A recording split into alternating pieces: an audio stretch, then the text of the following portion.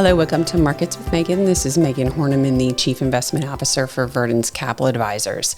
We're going to talk today about the ISM Manufacturing Index, which came out, and comes out at the first of every month. It can be a market moving indicator because typically a level of this index below 50 indicates that the manufacturing sector in the U.S. is in contraction territory. It also tends to be a leading indicator for a recession.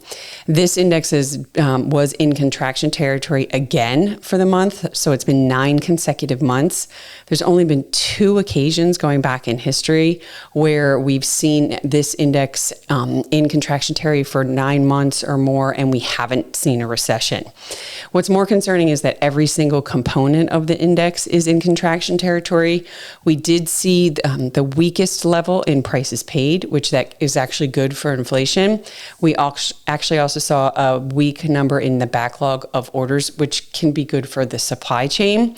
But what's concerning in this report from the economic standpoint is the employment part of it. The employment fell the most of all of the components in the index for the month.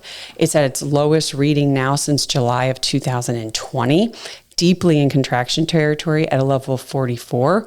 And typically, if you go back to ever since this data series was put together, when we see this level between 40 and 45, where we are right now, the unemployment rate typically is close to 6%, not anywhere near what we're seeing right now. So it just reiterates that there's more concern for the labor market going forward, more cracks are emerging, and just another reason for us to continue to be cautious going into the second half of this year. That's all we have today. If you have any questions or comments, please feel free to reach out to podcast@verdence.com. Thank you.